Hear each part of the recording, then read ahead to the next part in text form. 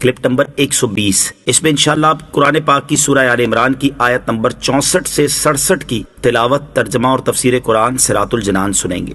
بسم اللہ الرحمن الرحیم۔ ترجمہ: اللہ کے نام سے شروع جو نہایت مہربان رحمت والا ہے۔ قل یا اہل الکتاب تعالوا الى کلمة سواء بیننا وبینکم الا نعبد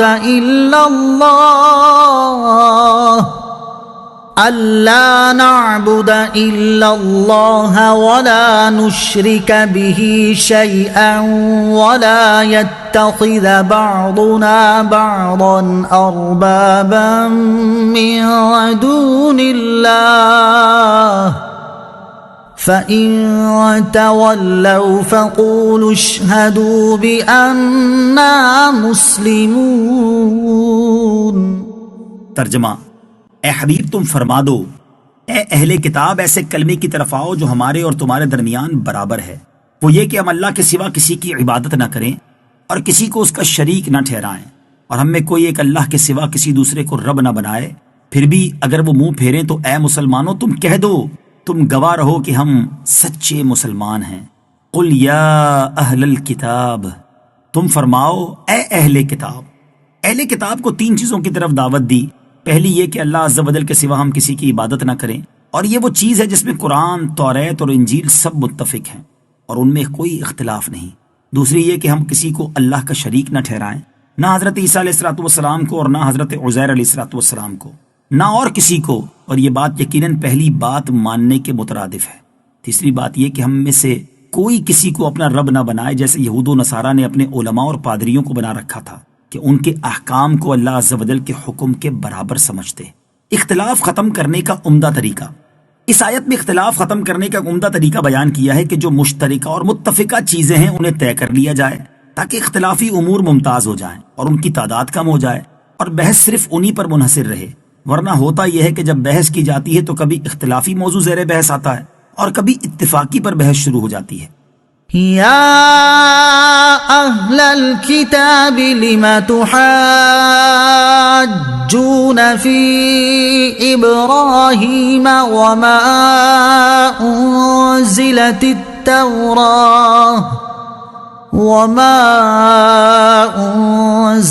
التوراة والانجیل الا من بعده افلا تعقلون۔ ترجمہ: اے اہل کتاب تم ابراہیم کے بارے میں کیوں جھگڑتے ہو، حالانکہ توریت اور انجیل تو اتری ہی ان کے بعد ہے، تو کیا تمہیں عقل نہیں؟ لما تحاجون فی ابراہیم، تم ابراہیم کے بارے میں کیوں جھگڑتے ہو؟ نجران کے عیسائیوں اور یہودیوں کے علماء میں حضرت ابراہیم علیہ السلام کے متعلق مناظرہ ہوا۔ یہودی کہتے تھے کہ آپ علیہ السلام یہودی تھے لہٰذا ہمارا دین بڑا ہے، عیسائی کہتے تھے آپ علیہ السلام عیسائی تھے لہٰذا ہمارا دین بڑا ہے۔ آخرکار ان دونوں نے سرکار علی وقار علیہ السلام کو اپنا حاکم بنایا۔ اس پر یہ آیت اتری جس میں ان بے وقوفوں کی انتہائی جہالت ظاہر فرمائی گئی کہ یہودیت حضرت موسیٰ علیہ السلام اور نصرانیت حضرت عیسیٰ علیہ السلام سے جاری ہوئی، اور حضرت ابراہیم علیہ السلام ان دونوں بزرگوں سے کئی 100 سال پہلے ہوئے ہیں، تو وہ یہودی یا عیسائی کیسے ہو سکتے ہیں؟ چنانچہ فرمایا اے اہل کتاب تم ابراہیم کے بارے میں کیوں جھگڑتے ہو کہ وہ یہودی یا عیسائی تھے، حالانکہ توریت اور انجیل تو اتری ہی ان کے بعد ہے، تو کیا تمہیں اتنی بھی عقل نہیں کہ کئی 100 سال پہلے والا شخص بعد والے گروہ میں شامل نہیں ہو سکتا؟ بزرگوں پر ہونے والے اعتراضات کو دور کرنا اللہ تعالیٰ کی سنت ہے۔ اس سے معلوم ہوا کہ بزرگوں سے لوگوں کے الزام دور کرنا سنت الہیہ ہے، ان کی عظمت کی حمایت کرنا محبوب چیز ہے۔ اللہ تعالیٰ نے حضرت ابراہیم، حضرت سلیمان اور دیگر بہت سے انبیاء کرام علیہ السلام پر ہونے والے اعتراضات کو دور فرمایا ہے۔ علم تاریخ کی اہمیت۔ اس آیت مبارکہ سے علم تاریخ کی اہمیت بھی واضح ہوتی ہے کہ یہاں تاریخ پر ہی حقیقت کا مدار ہے۔ فی زمانہ علم تاریخ کی ویسے بھی بہت ضرورت ہے، کیونکہ ہمارے زمانے کے بہت سے گمراہ لوگ تاریخ کو مسخ کر کے ہی لوگوں کو گمراہ کر رہے ہیں۔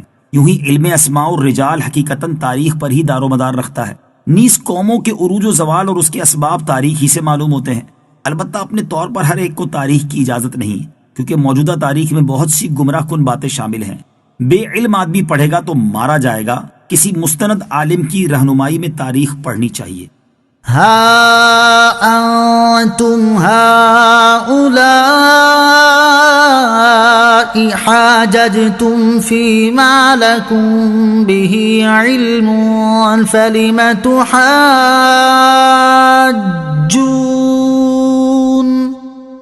فلم تحاجون فيما ليس لكم به علم واللہ یعلم وانتم لا تعلمون. ما كان ابراہیم یہودیا ولا نصرانیا ولكن كان حنیفا مسلما وما كان من المشرکین. ترجمہ: سن لو، تم وہی لوگ ہو جو پہلے اس معاملے میں جھگڑتے تھے جس کا تمہیں علم تھا، تو اب اس میں کیوں جھگڑتے ہو جس کا تمہیں علم ہی نہیں؟